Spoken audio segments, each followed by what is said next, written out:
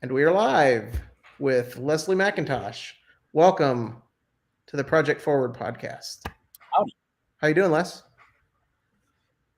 Great. I'm great. How are you, Corey? Good. Long time no see. It's been a couple. It's been a little bit. Yeah. Hey, so we're learning to podcast. We Les and I did a podcast earlier where he interviewed me, and now I'm going to interview him. We're doing this for the Project Forward that Pace Morby is putting on, and just learning how to market ourselves better. So let's get into it. You ready? Let's do it. We're live. We're gonna. All right. do Sorry this for on the the fly. background noise. Got a couple of teenage Okay. girls over there making noises and feeding their faces. So, Les, tell us a little bit about yourself. Hi, my name's Leslie Mcintosh. Got a background in let's see, where did I start? Like drafting back in the day. My dad was in drafting, so I did some CAD drafting back in the day. A little bit of engineering, focused on computers and IT. So cybersecurity the last 25 years. Pretty much anything Cisco there for a while. Worked in some travel clients, so American Airlines, Sabre, things like that. So worked on some big networks, focusing on firewall, IDS, things like that. So got a pretty strong background on that portion. Last 8 years have been in sales engineering, so working with customers on site, doing a lot of travel, and working with automation on the firewall side. So good stuff. Awesome. Sorry, turn my phone off here. Getting text messages come in.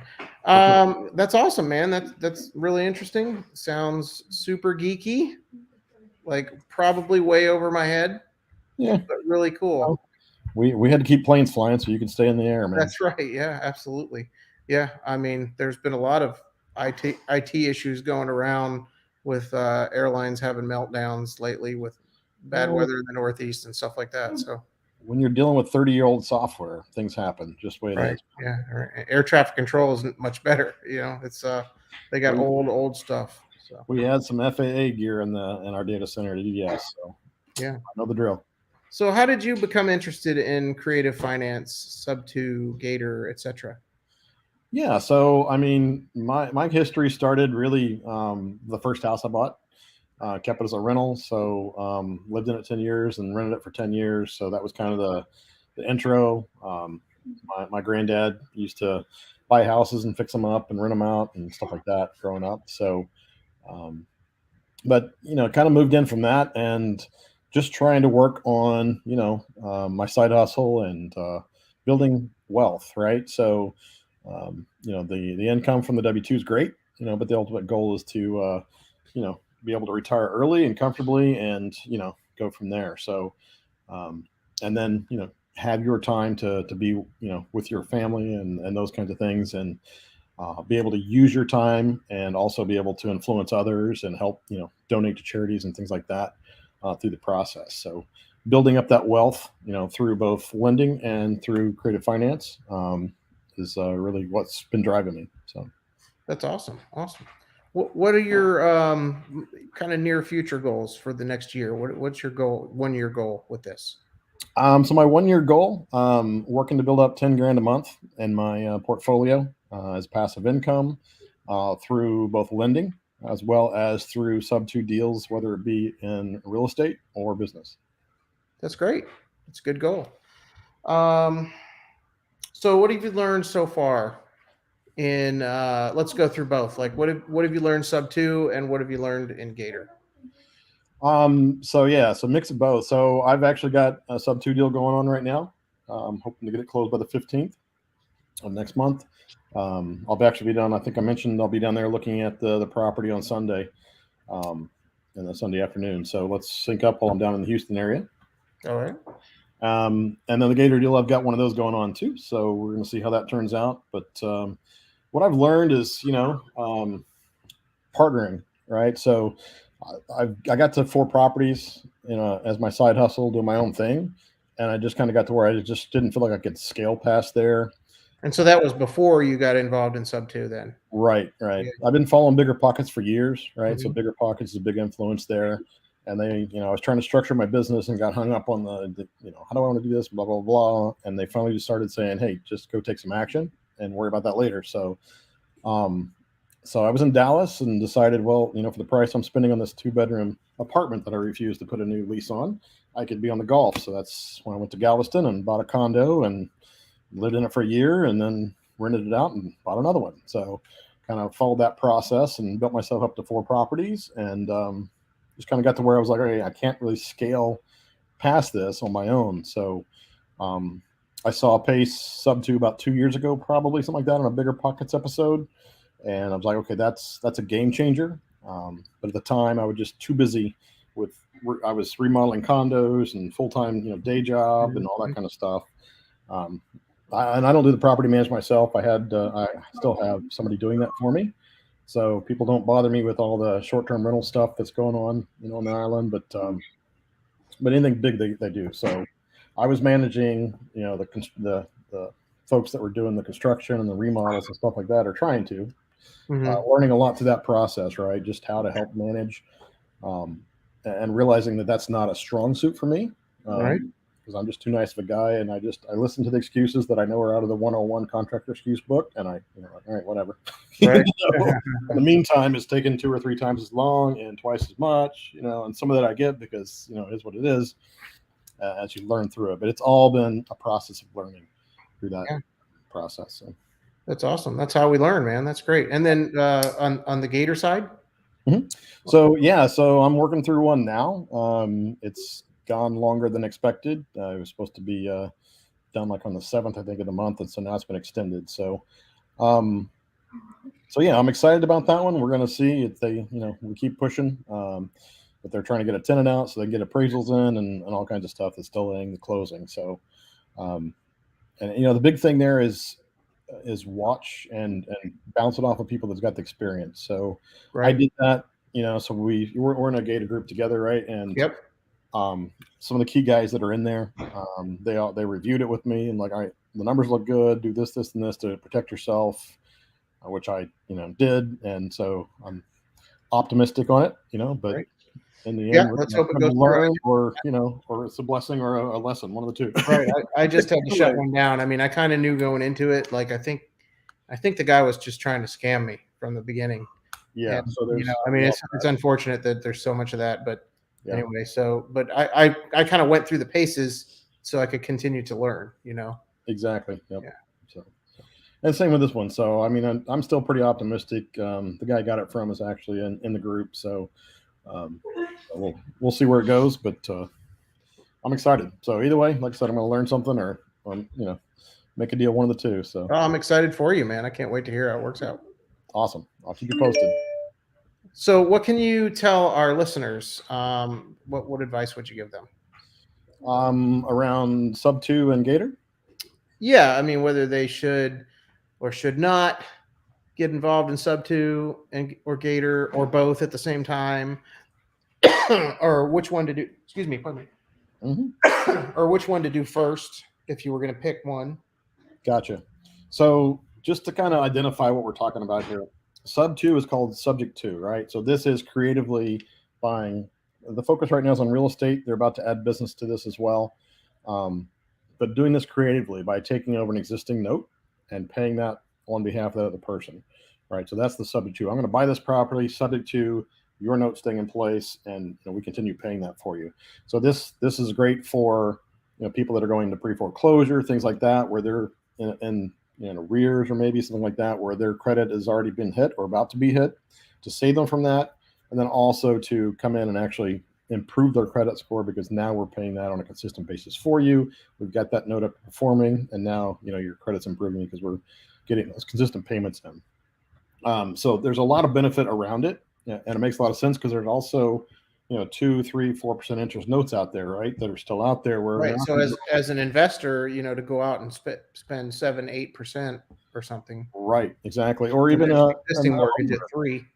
Yeah. I mean, if you want to go buy your next home, you can still do it this way. So it's not limited to investors. It's available for everybody. So it's, when I first saw it on Bigger Pockets and saw Pace, I was like, hey, that's a game changer. And mind blown. Yeah. And my goal was, let's go learn that. Right. And sub 2 covers every aspect of real estate.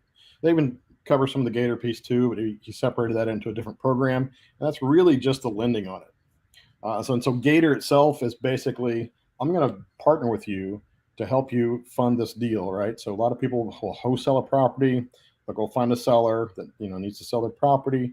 They'll take it and they'll turn around and sell it to somebody else for some increase of that price, right? Assignment fee, exactly. Yeah. And so we'll partner with that person, and then we'll put up the earnest money and escrow, and then we will agree to a certain chunk of that assignment fee to help them out to get that done, so they can get it sold to the next person, so they can make that that spread, make the money on it. So right. So it starts there, but then it also lends into more extensive lending as well, all the way up to being a private money lender and things like that. So Right. So we get a lot of those kind of within the community. There's like 5,000 plus, I think, now in the Gator side. So there's a lot of people out there that are lending, that have access to funds, etc. So we can really help you out if you're needing some of those kind of things. So. Great. So one of the questions you ask is, what's the recommendation? So let me address that a little bit. In my opinion, Gator is 1/10 of sub 2. And so the best method, in my opinion, would be to go Gator first. If you're trying to learn both, depends on where you're trying to focus your efforts, and then come into sub 2, because sub 2 itself there's a lot of content. So yeah. Through blind dumb luck, I signed up for Gator first, like, and I kind of had, oh man, maybe I should have done sub 2 instead or whatever. But I think I'm learning a little bit by osmosis, some sub 2 stuff. And then that will help me eventually when I sign up for that. Yeah, you are. Yeah, because a lot of people that are in Gator are also in sub 2, probably about 50% maybe, or some number. I don't know what it is, but and it's a giving community. So both communities are awesome. Just the Gator is focused on more of the lending side, and then the sub 2 is all the creative finance and the process and all those kind of things around it. So sub 2 is quite awesome. I mean, there's just so much to do in sub 2. And you just pick your niche, and then once you get that mastered, maybe you want to go do something else. So if you're squirrel-like I am, you can do this little piece here, and then later on I want to go be a wholesaler. I want to go be a closer. I want to do this, and we've got Zoom calls like 35 hours a week. Yeah, of Zooms that we can go attend. Zoom calls a full-time job if you want to make it that.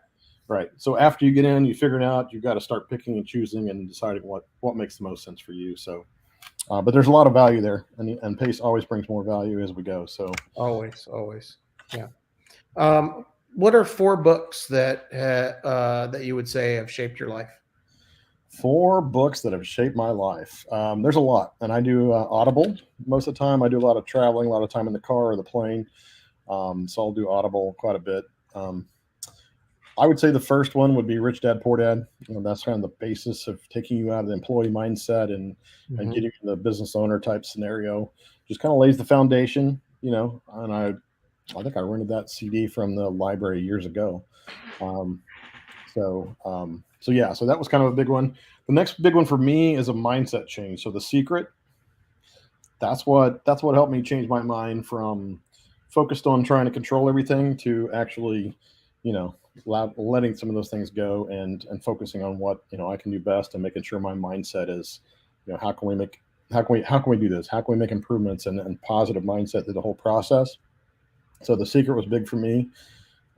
Next one, on the real estate side, House Hacking Strategy. That one was kind of mind blowing. Just renting out per room, and the guy literally lived in his corner of his living room while he rented out the rest of the house, which paid for his house and his car. Mind you, it was Honda, but that's okay.